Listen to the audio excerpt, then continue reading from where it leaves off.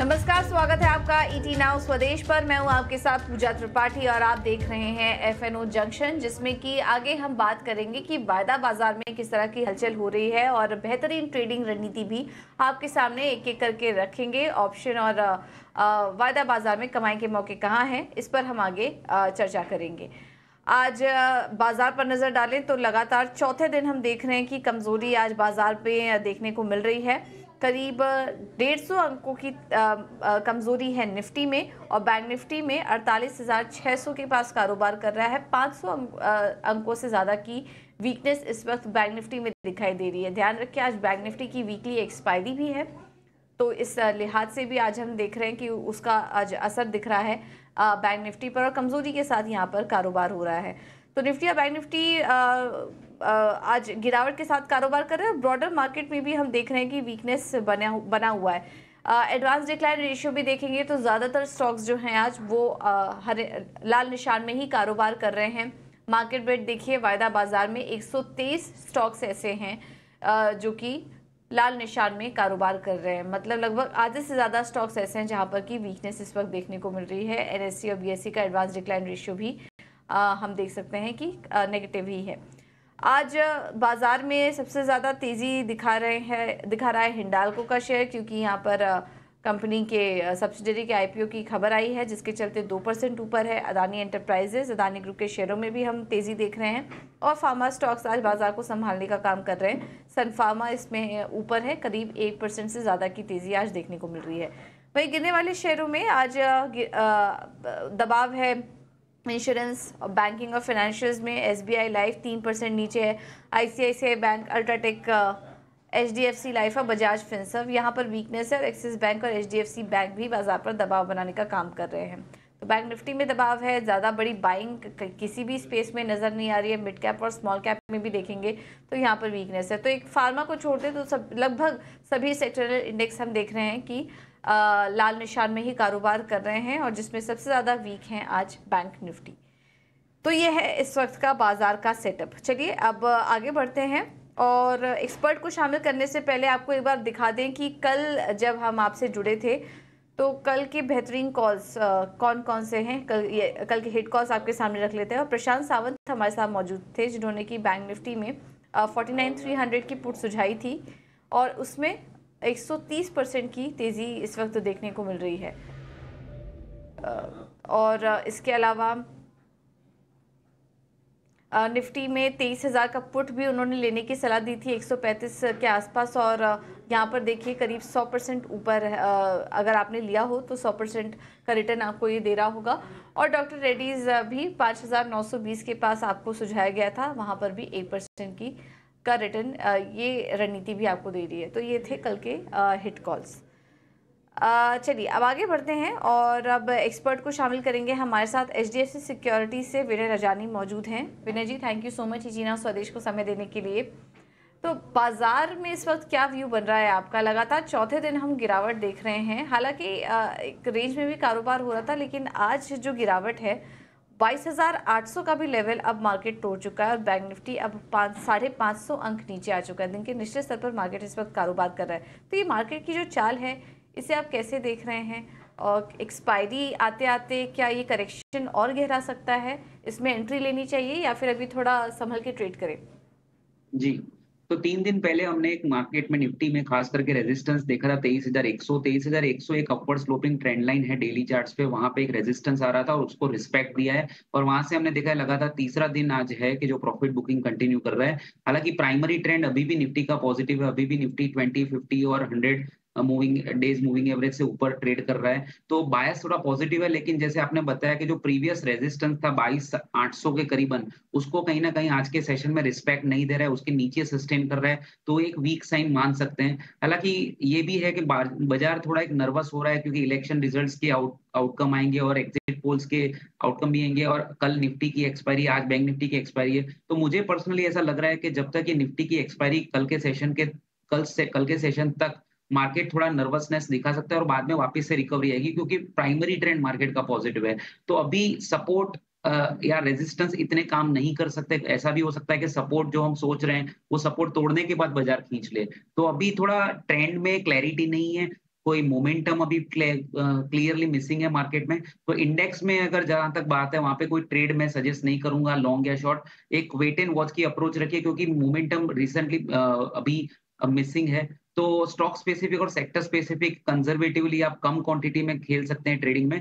But जब तक ये एक्सपायरी खत्म नहीं होती तब तक मुझे लग रहा है कि मार्केट इसी तरह से कंसोलिडेट होगा या करेक्शन दिखाएगा। तो जो रिकवरी आनी होगी वो फ्राइडे के सेशन के बाद रिकवरी आ सकती है। और ओवरऑल मार्केट का ट्रेंड पॉजिटिव है, बाय ऑन डिप्स का व्यू है। 22,700 हमने हमारे क्लाइंट्स को रिकमेंड किया कि 22,700 अगर क्लोजिंग बेसिस पे इंटैक्ट रहता है, तो वो एक स्टॉप लॉस के तौर पे फॉलो किया जा सकता है। तो मुझे ऐसा लग रहा है इंडेक्स पे कोई अभी ऑप्शन कॉल्स या पुट्स मत लीजिए। अभी मार्केट एक करेक्टिव फेज में है, ये करेक्ट जैसे ही रिकवर होना शुरू होता है, तब हम कॉल लेंगे। But as of now wait and watch की स्ट्रैटेजी रखनी चाहिए निफ्टी और बैंक निफ्टी। ठीक है, तो निफ्टी और बैंक निफ्टी में वेट एंड वॉच की स्ट्रैटेजी रखिए क्योंकि ज़्यादा क्लैरिटी नहीं मिल पा रही है आज, क्योंकि आज सुबह भी देखिए जो डेटा निकल कर आ रहे थे और निफ्टी के लिए जो इम्पोर्टेंट लेवल दिख रहा था 22,700 के 770 के आसपास का, उसके नीचे आ चुका है निफ्टी भी, और बैंक निफ्टी भी अपना पहला सपोर्ट लेवल तोड़ चुका है। लेकिन यहाँ से भी क्लैरिटी नहीं मिल रही है, हो सकता है कि थोड़ी रिकवरी आ जाए, एक रेंज में है लेकिन वॉलेटाइल है मार्केट, निफ्टी और बैंक निफ्टी दोनों ही। तो थोड़ा संभल के ट्रेड लीजिए। अगर आप मंजे हुए ट्रेडर नहीं हैं तो बाज़ार से दूर ही रहिए, क्वालिटी स्टॉक्स में रहिए और कम क्वांटिटी में ट्रेड कीजिए जब तक ये एक्सपायरी नहीं आ जाती। और चुनावी इवेंट काफ़ी बड़ा होता है जिसमें कि वॉलेटिलिटी रहेगी, तो उस बात का ध्यान रखिए। तो संभल के ट्रेड कीजिए, और वो नर्वसनेस बाजार में दिखाई भी दे रही है। तो ये तो राय हुई निफ्टी और बैंक निफ्टी पर। विनय जी, इसके अलावा स्टॉक स्पेसिफिक आइडियाज़ फिर क्या होंगे आपकी तरफ से? जी, तो मेरी तरफ से 2 रिकमेंडेशन है, एक बाय साइड पे और सेल साइड पे है। तो कोरोमंडल इंटरनेशनल एक एफ&ओ स्टॉक है और ज हमने देखा था कि कोरोमंडल इंटरनेशनल और फर्टिलाइज़र और केमिकल स्पेस में से एक अच्छा आउट परफॉर्म, खास करके फर्टिलाइज़र सेक्टर मान सकते हैं। तो कोरोमंडल में पिछले दिनों अच्छा खासा लॉन्ग बिल्डअप भी हो रहा था, चार्ट में भी अच्छे डेवलपमेंट हुए हैं, वीकली और मंथली चार्ट्स भी काफ़ी कन्विंसिंग है। तो मुझे लग रहा है एक अच्छी खासी लॉन्ग पोज़ीशंस बन रही है और एक प्राइमरी ट्रेंड पॉजिटिव है।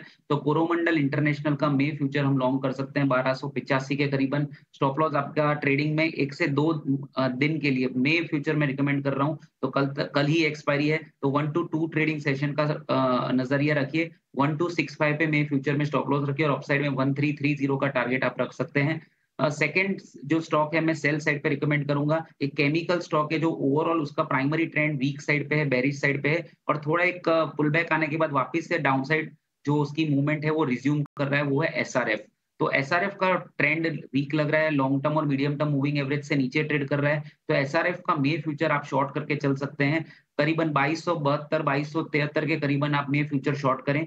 स्टॉप लॉस आपका 2325 पे रहेगा और डाउन साइड में आप टारगेट एक्सपेक्ट कर सकते हैं 2190। तो ये मे फ्यूचर है, कल तक का होराइजन टाइम होराइजन रहेगा। तो SRF may future on the short side and Coromandel international may future on the long side. ठीक है, तो कोरोमंडल इंटरनेशनल यहाँ तेजी करके चलिए और एसआरएफ में बिकवाली करने की सलाह 2190 के टारगेट्स के लिए। तो एक में बाय और एक में सेल कॉल यहाँ पर विनय जी की तरफ से। चलिए अब आगे बढ़ते हैं और कुछ और भी स्टॉक्स पर चर्चा करते हैं, और सबसे पहले नज़र डाल लेते हैं वायदा बाजार के ताज़ा खरीदारी वाले स्टॉक्स पर।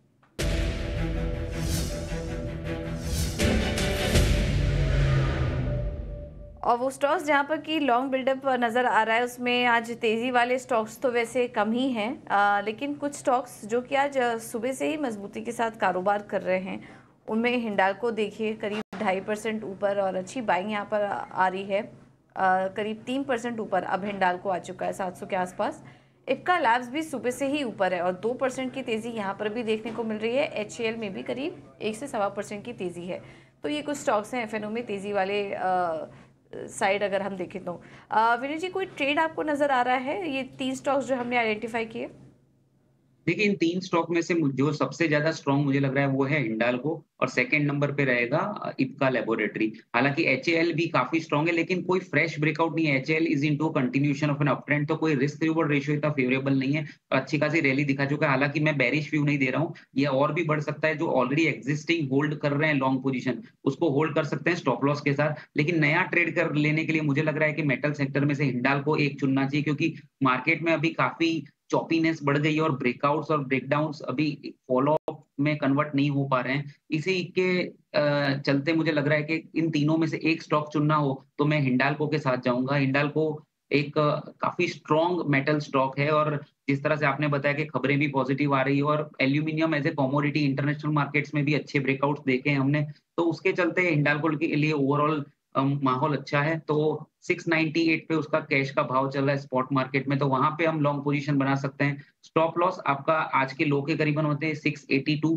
और अपसाइड में आप करीबन 725 के टारगेट एक्सपेक्ट कर सकते हैं। तो इन तीनों में से मैं एक ही लॉन्ग लूँगा, वो है हिंडाल्को। 698 अभी का भाव है, 682 का सपोर्ट है जहाँ पे स्टॉप लॉस लगा सकते हैं और 725 का अपसाइड में आप टारगेट एक्सपेक्ट कर सकते हैं।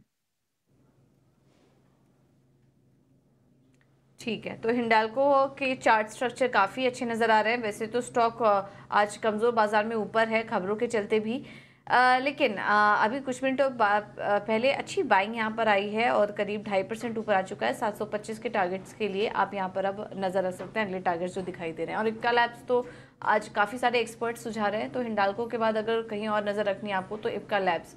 फिलहाल इस मार्केट में फार्मा स्टॉक्स अच्छे लग रहे हैं और उसमें इक्का लैब्स पर आप नज़र रखिए। आगे बढ़ते हैं और बात करते हैं उन शेयरों की जहां पर की शॉर्ट कवरिंग है और उसमें आदित्य बिरला फैशन रिटेल, यहाँ पर नतीजे आए थे। नतीजे काफ़ी शानदार थे कंपनी के, लेकिन सुबह सुबह हमने थोड़ा करेक्शन आते देखा आदित्य बिरला फैशन रिटेल में, लेकिन अब उसके बाद एक रिकवरी भी आई स्टॉक में और अब 3% ऊपर आदित्य बिरला फैशन का स्टॉक आ चुका है। क्रॉम्पटन में भी अच्छी तेज़ी है और गुजरात गैस भी देखेंगे तो यहाँ पर भी करीब 1% से ज़्यादा की मजबूती ये स्टॉक भी दिखा रहा है। क्रॉम्पटन ग्रीस में भी निचले स्तरों से काफ़ी अच्छी बाइंग इस वक्त देखने को मिल रही है। यहाँ पर कोई ट्रेड नज़र आ रहा है आपको विनय जी?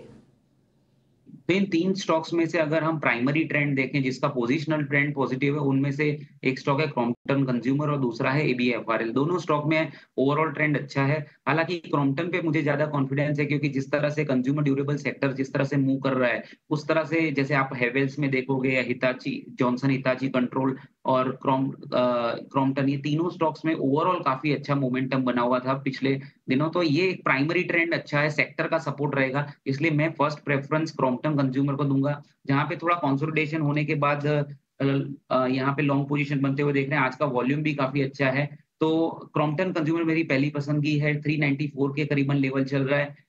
जो कल का जो लो था वो काफ़ी इम्पोर्टेंट सपोर्ट बन गया है 384 का, तो ₹10 का आपका स्टॉप लॉस बनता है और अपसाइड में आप एक्सपेक्ट कर सकते हैं कि ये 410, 412 का टारगेट दिखाए। तो क्रॉम्पटन कंज्यूमर काफ़ी स्ट्रॉन्ग है। एबीएफआरएल भी मेरी पसंदगी का स्टॉक है क्योंकि प्राइमरी ट्रेंड पॉजिटिव था और आज एक नीचे खुलने के बाद जिस तरह की रिकवरी आई है वो काफ़ी कन्विंसिंग है। तो कम क्वांटिटी में लेकिन थोड़ा बहुत लॉन्ग पोजीशन बना के चल सकते हैं। एबीएफआरएल में 296 का प्राइस है। सपोर्ट की बात करें तो मेरे हिसाब से सपोर्ट जो बनता है वो करीबन 288 पे इंट्राडे 1 से 2 दिन के लिए बन रहा है, तो 288 का स्टॉप लॉस आपके लिए रहेगा और ₹10 का टारगेट आप ऊपर 8 से ₹10 की अपसाइड सोच सकते हैं। तो फिलहाल मैं बहुत पोजिशनल टारगेट नहीं दे रहा हूँ, प्योर जस्ट 1 से 2 दिन के लिए व्यू दे रहा हूँ। तो 304, 305 तक के टारगेट्स दिख सकते हैं एबीएफआरएल में और 288 का सपोर्ट है जो स्टॉप लॉस के तौर पे यूज़ किया जा सकता है। तो आपकी जो 3 स्टॉक की लिस्ट है इंक्लूडिंग गुजरात गैस में फर्स्ट जाऊँगा क्रॉम्पटन के साथ और उसके बाद एबीएफआरएल और गुजरात गैस को मैं फिलहाल इग्नोर करूँगा। ठीक है, तो गुजरात गैस अवॉइड कीजिए फिलहाल, लेकिन क्रॉम्पटन अच्छा लग रहा है 410 के लक्ष्य के लिए और Aditya Birla fashion and retail यहाँ पर भी नज़र रखिए। बहुत ही शानदार रिकवरी आई है निचले स्तरों से और अच्छी बात ये है कि देखिए अच्छे नतीजों को बाजार रिवॉर्ड भी दे रहा है। 3.5% अब ऊपर आ चुका है। 305 के लक्ष्य के लिए आप अभी भी तेजी करके चल सकते हैं। पोजिशनल व्यू है, इस बात का ध्यान रखिए। अब आप बात करते हैं वायदा बाजार में ताज़ा बिकवाली वाले स्टॉक्स की।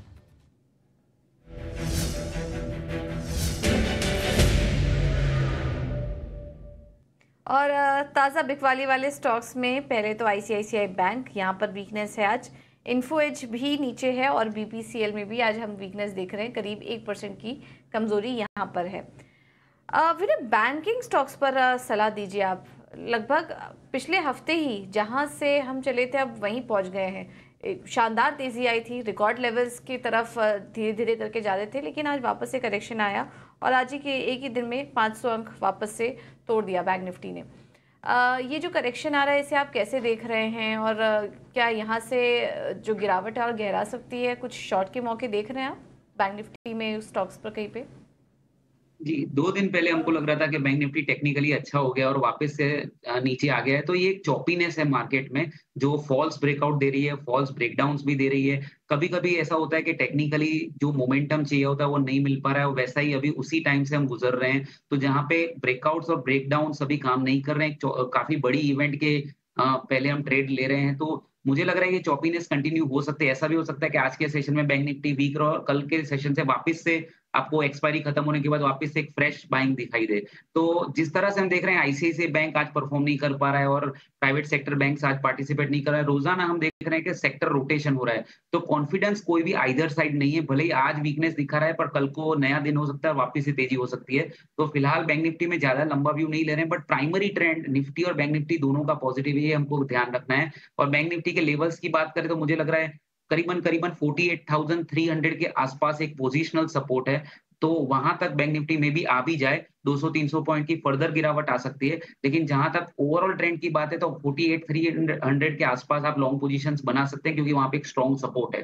तो मे बी आज के सेशन में या कल के सेशन तक ये वीकनेस कंटिन्यू रह सकती है। लेकिन 48,300 एक स्पॉट लेवल का सपोर्ट है, जो हमको ध्यान में रख के चलना है और वहाँ से बैंक निफ्टी घूमता है, तो तेज़ी की पोज़ीशंस डेफिनिटली बना सकते हैं। हुँ। ठीक है, तो ये है नज़रिया बैंक निफ्टी पर और बैंकों में आइदर वे कोई भी चाल अभी देखने को मिल सकती है, तो कोई फ्रेश ट्रेड ना लें। लेकिन इसके अलावा इन्फो एज, बीपीसीएल, विनय जी यहाँ पर कोई ट्रेड आप देख रहे हैं शॉर्ट साइड पर?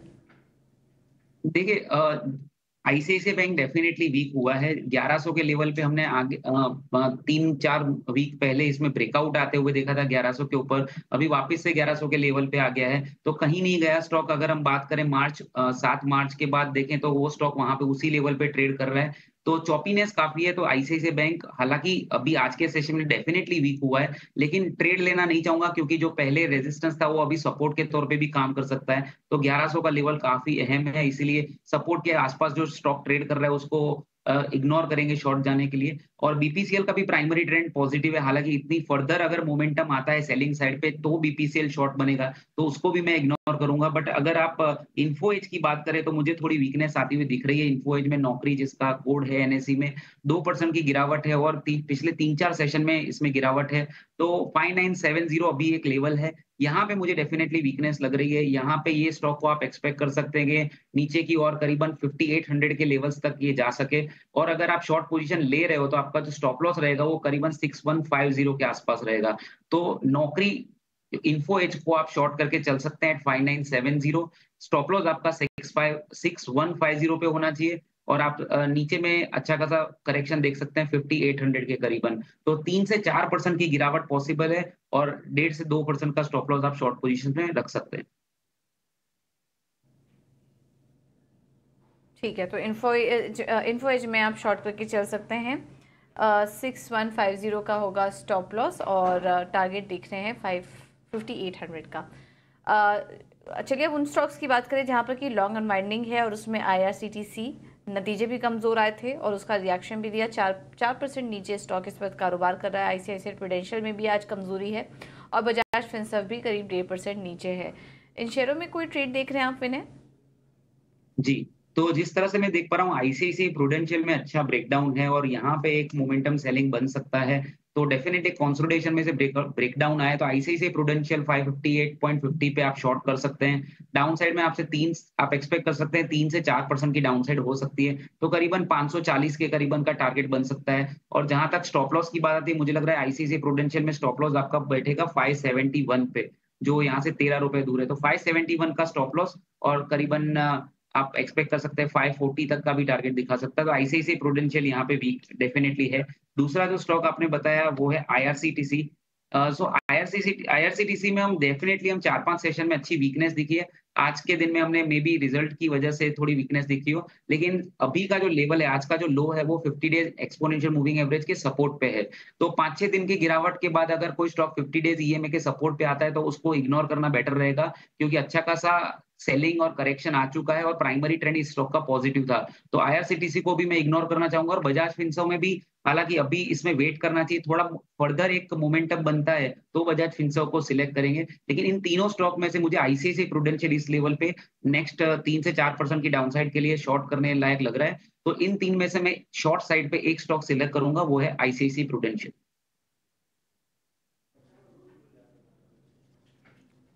ठीक है। तो आईसीआईसीआई प्रूडेंशियल में बिकवाली करने की सलाह है 540 के लक्ष्य के लिए। विनय जी, बहुत बहुत धन्यवाद आपका आज समय देने के लिए और तमाम स्टॉक्स में अपनी रणनीति सुझाने के लिए। बहुत बहुत धन्यवाद आपका। लेकिन जाते जाते आपके सामने एक इंटरेस्टिंग रिसर्च रखे जाएंगे। चुनाव अब अपने आखिरी चरण पर पहुंच चुका है और 1 जून को अंतिम दौर का मतदान होना है और 4 जून को नतीजे आएंगे। लेकिन चुनावी सालों में बाजार ने अब तक कैसा रिटर्न दिया, यूपीए हो या एनडीए, किस सरकार के दौरान बाजार में सबसे ज्यादा तेजी देखने को मिली? चुनाव और बाजार की चाल पर खास रिसर्च लेकर शरद हमारे साथ जुड़ चुके हैं। शरद, बताइए।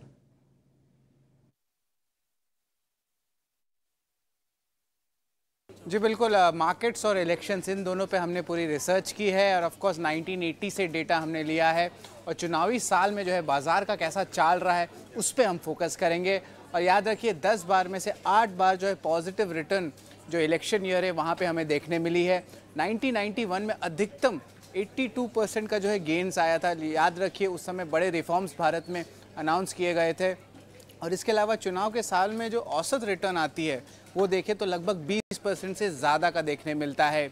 ये तो थोड़े हम कह सकते थोड़े आंकड़े हुए, लेकिन चुनाव और सेंसेक्स इनका क्या रिलेशन रहा है, हमने जो है पिछले 12 इलेक्शंस के डेटा निकाले और यहाँ पे देखिए कि हर साल पॉजिटिव रिटर्न आया सिवाय 96 और 98 के। इसके अलावा आप देख सकते हैं कि बड़े रिटर्न्स 91 और 2009 में जो है देखने मिले हमें। ये है चुनाव और सेंसेक्स का जो है टोटल आप कह सकते हैं ओवरऑल इन्वॉल्वमेंट। सेंसेक्स और चुनाव के नतीजे के दिन क्या चाल रही है उस पर भी फोकस करते हैं। वॉलेटिलिटी तो ज़रूर रहती है, लेकिन आप देखिएगा पिछले 4 इलेक्शंस में 3 बार पॉजिटिव जो है रिएक्शन देखने मिला है बाज़ार को। और ओवरऑल 2024 में अभी तक क्या एक्शन हुआ है वो भी मैं बता देता हूँ। यहाँ पे निफ्टी जो है 6% ऊपर है, वही सेंसेक्स की बात करें तो लगभग 5% ऊपर है। और इंटरेस्टिंगली निफ्टी बैंक वो भी पॉजिटिव में है, हरे में है, 2.4% ऊपर है। तो ये जो है 2024 का जो इस साल का क्या हाल है वो हम देख सकते हैं हमारे स्क्रीन पे। नतीजे वाले में 1 हफ्ते पहले और 1 हफ्ते बाद उसका क्या रिटर्न्स रहा है ये भी मैं बता देता हूँ। लार्जली देखिए पूरा हरे निशान पे है, पॉजिटिव देखने मिला है, सिवाय 2004 में जहाँ पे दोनों ही टाइम्स में 1 हफ्ते पहले और 1 हफ्ते बाद नेगेटिव रिटर्न्स आई थी। लेकिन जो है पिछले 3 इलेक्शन में देखें तो भारी भरकम जो है इंक्रीज़ देखने मिली और हम भी देख रहे हैं पिछले हफ्ते एक अच्छी रैली भी हमें देखने मिली थी निफ्टी में। अब हम बात करते हैं कि 2 सेपरेट गवर्नमेंट्स आई थे 2004 से। अगर हम अपने एनालिसिस करें, सबसे पहला एनालिसिस 2004 और 2009 में यूपीए का पहला गवर्नमेंट और दूसरा गवर्नमेंट का है, और उसके बाद एनडीए का है पहला वाला और दूसरा वाला। यहाँ पे भी आप देख सकते हैं कि ऑलमोस्ट 97% रिटर्न और 58% रिटर्न एनडीए में देखने मिला है।